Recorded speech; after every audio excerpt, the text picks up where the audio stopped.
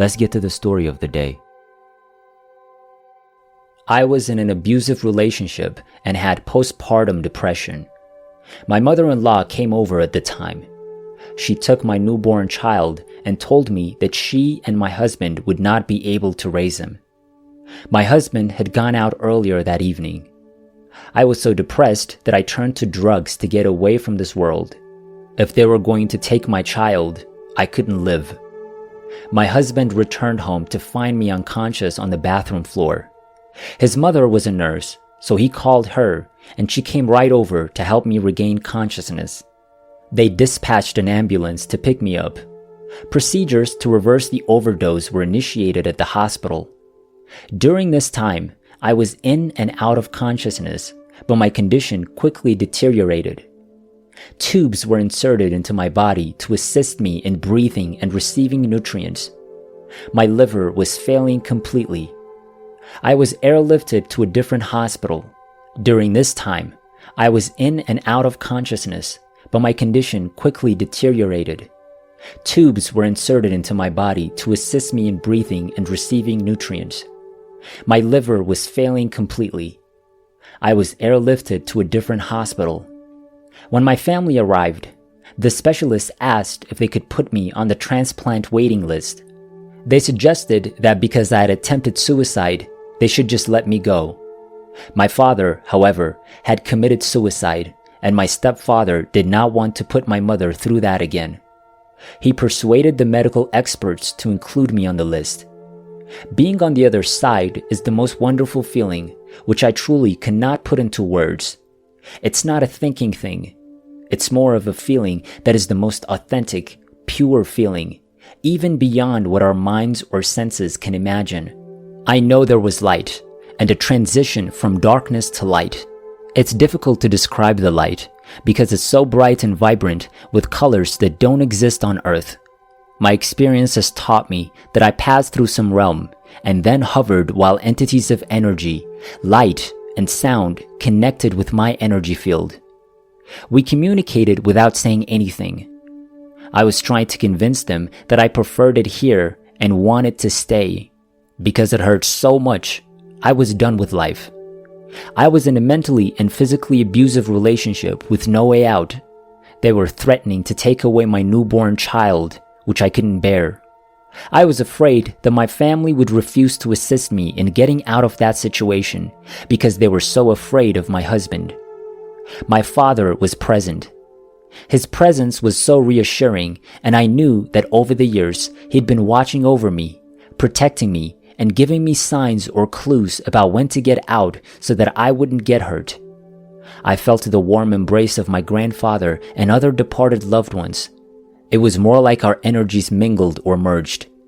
I was filled with love and felt no guilt for who I was in my earthly life or for any of my flaws.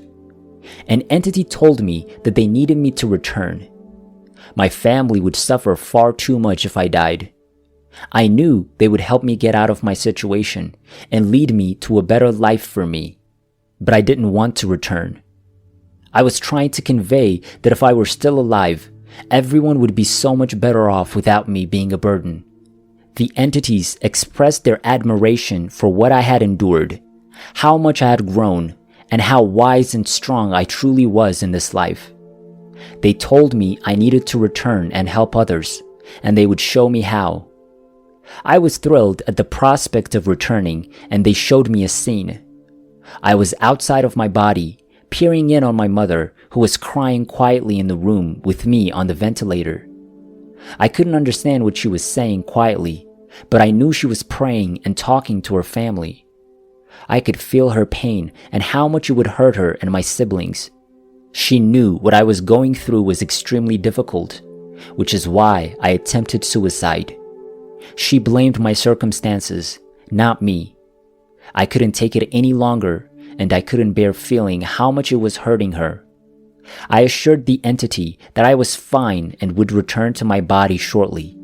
And I did it. They came into my room to check on me, just as I started coughing due to the tubes. They told me they would remove the tube as soon as they could because I couldn't speak. This was a dreadful experience. My situation was explained to me, and my immediate family all came to see me before going to get some rest because they were all exhausted. Because he was not permitted to visit me there, I was safe from my husband. And now we just have to wait because I needed the transplant as soon as possible in order to live. I was perfectly fine. I was already aware of it. I was content, and I knew what happens after this life. We go somewhere safe, where we are simply loved. I hadn't felt love in a long time before I died, and I desperately needed it. And now I knew what we are all looking forward to. I did not receive a transplant. Without medical intervention, my test results began to fall within the normal range. My doctors assured me that this was not even possible. It's not possible, and it's most likely false results, which can occur just before liver failure in rare cases. However, I was returned to the first hospital after only a few weeks. I was getting only 1 shot per day. I wanted to eat solid food and asked to get help, walk, and go to the window from the first day. I was confident that I would be fine. The hospital staff was overjoyed. They couldn't believe I was back and in such good health. My body was extremely swollen from not drinking enough water the last time that they saw me. My family later told me that you couldn't even recognize me. And now I'm back with a big smile on my face and no pain.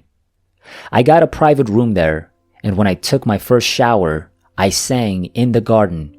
And I knew I had talked and walked with my father on the other side, and I needed him more than ever at that point in my life. It was the most lovely thing. The words just came to me, and I have the impression that my singing came out of my body, as if someone sang through me.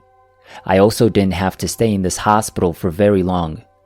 I couldn't go home in 2 weeks. This time, I went with my family. At the time, I did not leave my husband. Even now, when I have blood work done, everything looks great.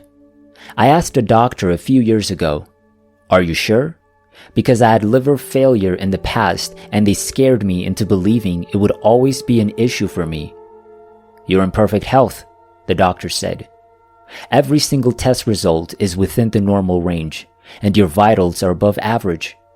My intuition has grown stronger since my experience. I understand what it means to be empathic with others. It no longer frightens me. I'm receiving signs and messages that I've been missing for years, and I know how to work with them. Electronic devices around me are malfunctioning, and ultrasound machines no longer work properly on me. I understand that my purpose is to simply be and do things that make me happy, because that is how I heal the planet by resonating my frequency. I paint, write, and play the piano. I'm not afraid of the situation. I just have a sense that everything will always be fine, and I've been able to share that feeling with friends and loved ones. It's a completely new perspective with no expectation of success. I find beauty in everything around me, especially in nature, and all animals are drawn to me. I was meant to travel for many years and connect with our country's various energies and areas.